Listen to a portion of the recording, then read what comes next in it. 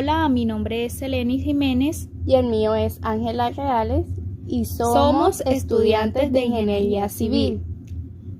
Bueno, Ángela, háblanos un poco acerca de lo que vamos a tratar en este espacio, que sin duda será un espacio lleno de aprendizajes, muy enriquecedor para todos aquellos que nos escuchan. Sí, Cele, como ya mencionaste, será un espacio ameno donde nos vamos a sentir en confianza y bueno, trataremos aspectos muy importantes de la construcción de pavimentos rígidos, tales como el proceso constructivo, maquinarias y equipos y el control y calidad. Muy importante eso, compañera, pues te contaré algo. Y es que cuando tuve mi primer trabajo fue precisamente en un proyecto de estos de construcción de pavimentos rígidos. Y cuando yo llegué al campo fue como con inexperiencia, como que qué hago, cómo voy a supervisar. Entonces, qué bueno tratar estos aspectos de las especificaciones, pues a la final esto es como nuestro as bajo la manga, por así decirlo, a la hora de ejecutar cualquier actividad. Bueno, empecemos definiendo. Esta actividad consiste en la construcción de una capa de rodadura de concreto hidráulico, incluye el transporte, elaboración y colocación de materiales y claramente el proceso necesario para la correcta construcción de rodadura de concreto. Para empezar, se debe instalar las señalizaciones preventivas de obras con el fin de prevenir accidentes. Debemos identificar los puntos con alto índice de peligro. Luego de la adecuación de nuestro material granular, debemos instalar correctamente las formaletas. Su alineación debe ser la adecuada para así evitar el desnivel entre ellas. Estas deben estar limpias y con limpias quiero decir que no pueden tener restos de concreto u otra sustancia adherida, ya que deben estar cubiertas de un producto antiadherente. Entonces ahí nosotros sí procedemos a organizar lo que son nuestros pasadores, pero tenemos que saber algo. Esas barras pasajuntas se encuentran solamente soldados en un extremo y libres del otro. ¿Para qué? Para garantizar el movimiento horizontal de las losas una vez que el concreto presente su contracción por su pérdida de humedad. Ángela, ¿quieres mencionarnos la importancia de estos pasadores? Bueno, Cele, la función de la canastilla metálica es sujetar y mantener alineadas las barras pasajuntas a través de una varilla de sujeción soldada en sus extremos, para así evitar que la canastilla se desarme al momento de ensamblarla o de transportarla al lugar. Dependiendo del espesor de la losa, esta canastilla metálica se debe fabricar para que las barras pasajuntas estén centradas al medio del espesor del elemento, al centro de la pasajunta. Debemos saber que a fin de que las juntas permitan movimiento horizontal, las barras pasajuntas no deben adherirse al concreto. Y sabes, Cele, ese es un tema controversial, ya que no se ha podido saber qué lado de las barras se engrasa, si el derecho, si el izquierdo o totalmente toda la barra. La longitud de nuestra canastilla, la separación entre las barras y el largo de esta se debe realizar según nuestras especificaciones que nos brinde el proyecto, al igual que las barras de amarre, teniendo en cuenta que su objetivo es evitar el desplazamiento de las losas y la apertura de las juntas. Bueno, entremos un poco en lo que es la colocación. Hay que tener en cuenta ciertos aspectos para la correcta colocación de la mezcla. Esta puede ser preparada en el sitio o pedida en planta. ¿Será que puedes comentarnos algunos aspectos? Claro, Cele. Mira, primordialmente no se puede circular sobre la superficie preparada, con excepción a las personas y equipos que son indispensables para la ejecución de las losas. Pero es preferible disponer de un camino para así facilitar la circulación del personal y evitar daños al concreto fresco. También es fundamental saber que antes de vaciar nuestra mezcla se debe humedecer la superficie de apoyo con el fin de prevenir pérdidas en la humedad de la mezcla y a la vez no excederse para no generar saturación o charcos. Luego viene nuestro descargue del concreto. No se permite verter el concreto en pilas separadas, ni tampoco se puede colocar el concreto en pilas grandes. La máxima caída libre de la mezcla desde el vehículo de transporte a la superficie preparada es de 1 metro para evitar así la segregación. Hay que tener en cuenta que el descargando de cada vaciado va contra el concreto anteriormente colocado y teniendo en cuenta que la colocación debe ser inmediata. En caso de que se suspenda el vaciado del concreto por más de media hora, se puede proteger con telas de fique húmedas. Si de pronto el lapso supera el máximo admitido, se debe realizar una junta transversal para así evitar la generación de juntas frías en la estructura. Para una correcta extensión y compactación del concreto, se pueden usar reglas vibratorias, rodillos vibratorios, manualmente o por cualquier otro sistema. Deben pasar sobre el material cuantas veces sea necesario para garantizar un correcto compactado y borrar cualquier imperfección apreciable.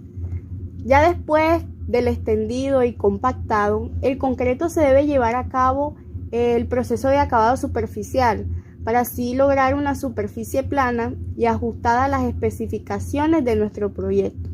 Mientras el concreto se encuentra en estado plástico, se debe comprobar el acabado superficial con una regla de 3 metros colocada ya sea paralela o perpendicular al eje de la calzada, y no se puede corregir por ningún motivo la capa de rodadura agregando agua, ya que ésta puede cambiar la dosificación de nuestra mezcla.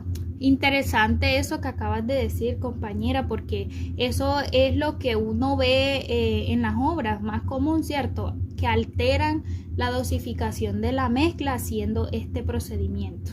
Entonces, para el acabado de las losas se debe allanar la capa de rodadura de manera manual, con la ayuda de un flotador.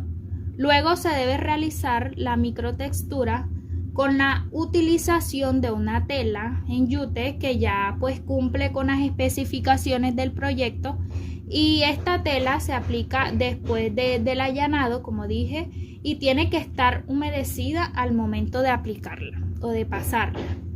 ¿Sabes, Ele? Tenemos que tener cuidado en que la tela no esté ni muy húmeda, ya que genera burbujas, y ni muy seca para así evitar el riesgo de levantar el concreto. Antes de que comience a fraguar el concreto, se realiza el macrotexturizado con ayuda de un peine de dientes metálicos, de tal forma que cumplan estas estrías con la profundidad adecuada, ya que según la normativa debe tener una profundidad de 3 a 6 milímetros. Entonces también debemos tener en cuenta que durante el tiempo de fraguado, el concreto debe ser protegido contra el lavado por lluvia, también contra la insolación directa, el viento y la humedad ambiente baja. Según la normativa, normalmente la remoción de formaletas debe realizarse luego de las 16 horas del vaciado del concreto. Pero esto varía según las indicaciones también del interventor y de las condiciones climáticas, claro está, ¿no? Es importante llevar a cabo la actividad de corte cuando el concreto haya alcanzado la resistencia suficiente, ni mucho tiempo antes de que provoque la generación de desportillamientos de las losas, y ni muy tarde, de manera que deje que el concreto se empiece a formar ciertos patrones de agrietamiento. Primero se deben realizar los cortes transversales y luego los longitudinales.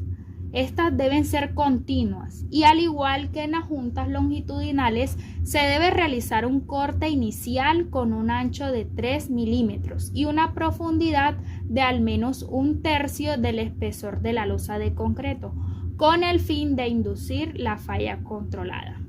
Ustedes se preguntarán cómo se debe llevar a cabo el sellado de nuestra junta. Bueno, inmediatamente después del corte final, los excesos de cemento, lechadas, material de curado o cualquier otro elemento debe ser completamente removido de la junta. Esto con ayuda de un chorro de agua a presión, y cuando finalice nuestra limpieza se debe soplar con un compresor de aire. Entonces, hasta el momento del sellado de las juntas, estas se deben proteger obligatoriamente con elementos sintéticos, con el fin de evitar la introducción de elementos extraños y así hacer daños pues en los bordes. Estas juntas pueden ser selladas cuando el concreto tenga una edad menor a 28 días o se encuentre húmedo pero suficientemente seco. El sello se debe realizar preferiblemente en horas diurnas, cuando la junta esté en el intermedio de su movimiento esperado. Previamente al vaciado del material de sello se debe colocar una tirilla de respaldo. Debemos presionarla dentro de la junta con un instalador adecuado de rueda metálica, de manera que quede colocada a la profundidad requerida. Entonces la superficie del sello debe quedar 3 milímetros por debajo de los bordes de la junta. ¿Cuál debería ser esos requisitos que deberíamos tener en cuenta para así abrir la vía al tránsito? Bueno, el tránsito de obra no puede circular sobre el pavimento mientras éste no haya alcanzado un módulo de rotura de por lo menos el 85% de la exigida, a 28 días, claro está. Control y calidad. Bueno, ¿para qué nos sirven estos controles? Para reducir la probabilidad de errar a la hora de realizar todos esos procesos constructivos que mencionamos. Este control se realiza desde nuestros materiales, por eso es importante que nuestros agregados a utilizar para la realización de nuestro concreto cumpla con las normas de ensayos como granulometría, dureza, limpieza y durabilidad. Nuestra agua también es muy importante, debe estar limpia y el acero es importante guiarse de todas las especificaciones que están plasmadas en nuestros proyectos, ya que estas nos van a decir cuáles son las que se van a utilizar. Los sistemas de transferencia deben estar ligeramente lubricadas y su ubicación debe ser perpendicular a la junta longitudinal. Es muy importante, pues estas reducen la falla en la junta como cavitación, agrietamiento, falla del soporte y alabeo. La especificación también nos habla de otro tipo de refuerzo. ¿Quieres contárselo tú, Ángela? Claro, mira, hay refuerzos que son colocados en losas que no coincidan con las juntas de losas adyacentes. También en losas de forma irregular y en losas con aberturas en su interior para acomodar elementos como pozos de inspección o sumideros. Para el curado o sello de junta se puede utilizar sellos asfálticos calientes, siliconas, poliuretano. Cada una de estos métodos de sellado cuenta con su norma, su especificación, donde dice cuál debe ser su adherencia, su resistencia y su elongación. En cuanto a la tirilla de respaldo, debe quedar comprimida en la cavidad de la junta, material que no se degrade con las temperaturas del material sellante. De acuerdo al tránsito, la especificación nos exige los equipos elementales que debe tener el constructor. Por ejemplo, las formaletas tienen que ser firmes, capaces de soportar el empuje, y la regla tipo cercha metálica seguida del vibro para sacar los vacíos. El flotador o flota de magnesio para lograr un buen acabado en la superficie, tela o costal microtexturizado, cortadora mecánica para juntas de dilatación, los aspersores para la aplicación de la membrana del curado, hidrolavadora para el retiro de la masilla generada por el corte sea retirada, el soplador o compresor para la limpieza de la junta, los aplicadores de silicona, poliuretanos, etc. Es un video anexo para recalcar las cosas importantes. Las canastas pasajuntas, pues las barras de acero serán de diámetro y longitud de acuerdo al espesor de la losa. Bueno, aquí tenemos un ejemplo de cómo es el proceso de colocación.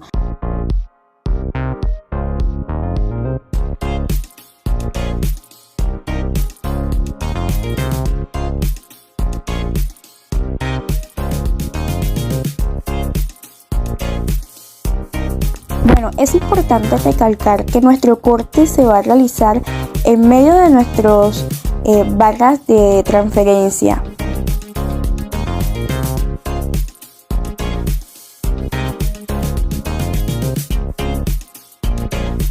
Y pues aquí tenemos un breve ejemplo de cómo se comportan las cargas y la distribución de nuestras cargas ejercidas en nuestras dovelas.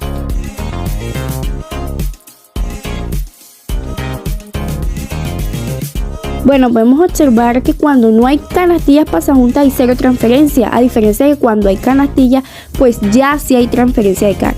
Su colocación depende de las especificaciones de nuestro proyecto. Bueno, en los concretos premezclados el proceso se realiza de manera directa o con máquinas como el mini cargador en lugares donde no puede llegar nuestro mixer. Nuestra extensión de la mezcla y vibrado es algo fundamental en el proceso constructivo de nuestro pavimento. Bueno, el allanado se realiza una vez el concreto empieza a perder humedad en climas calientes en las horas del día, aproximadamente en 15 minutos, luego extendida la mezcla, y en la noche obviamente es un poco mayor este tiempo. El microtexturizado juega un papel fundamental para evitar accidentes, ya que este es una adherencia entre el neumático y el pavimento. Para la realización de nuestros cortes, a la cortadora hay que agregarle agua, ya que al momento de realizar nuestros cortes no alce polvo, evitando los riesgos en nuestro lugar de trabajo, además de que es una forma de trabajar más cómoda. Y como se puede ver en la imagen, gracias al agua no se levanta el polvo y es muchísimo más fácil saber dónde cortar. Aquí tenemos nuestro paso a paso para las juntas, que primero se realiza la limpieza, luego la aplicación de nuestro cordón. Luego algunas personas recomiendan colocarle cintas alrededor de las juntas para así proceder a colocar la aplicación de nuestro sellante de juntas. Y pues vemos que el corte que la realizaron es para la mejor de pronto colocación de este. Luego en nuestro acabado luego extendemos y retiramos nuestra cinta.